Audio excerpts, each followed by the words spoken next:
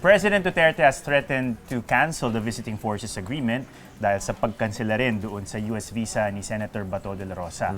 Now, there are a lot of critics of the VFA.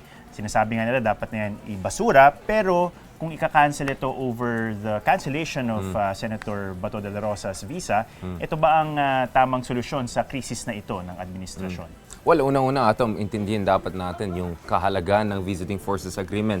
Ito yung nag-operationalize ng ating Mutual Defense Treaty with the United States na na-sign natin noong 1951. So may alyansa ka with Amerika, pero paano mo siya i-apply? Yung Visiting Forces Agreement ay nagsusupply, no, or nagpo-provide ng legal framework for the entry and exit of American forces. No?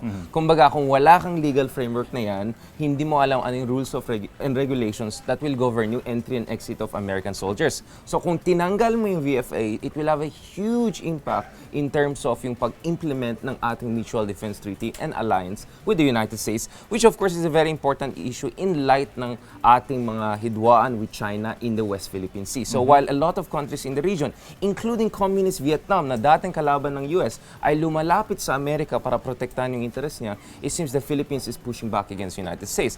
Which brings me to the second issue. Nonetheless, the VFA is not perfect. Yung alliance natin with America is not perfect. Secretary Lorenzana last year called for the review of not only VFA but our alliance, and have supported that review.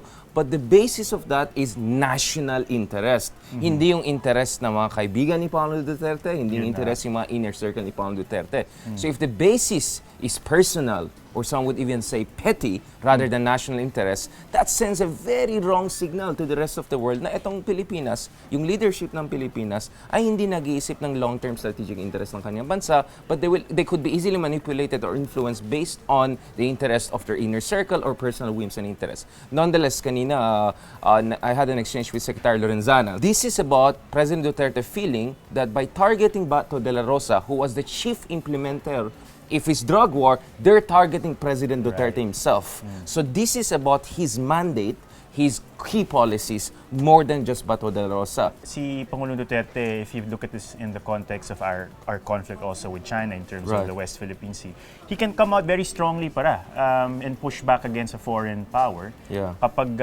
nakikita niya na bangga doon sa interest niya at siguro ng bansa at ng kanyang mga key allies.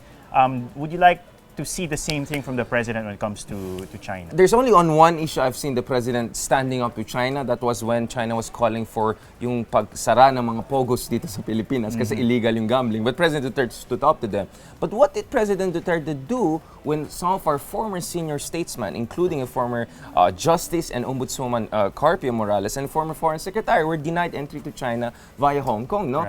At that point, anong position ng Malacanang? It's the prerogative of China to do it. Pero ngayon bigla, hindi ata prerogative ng Amerika to deny entry to one of the senior officials in the Philippines. So this is the inconsistency and some would even say hypocrisy we see. So if President Duterte really wants an independent foreign policy, you have to stand up to both sides, but based on the national interest, not your personal interest or interest of your inner circle. Yan ang dapat yung approach ni Pangulong Duterte.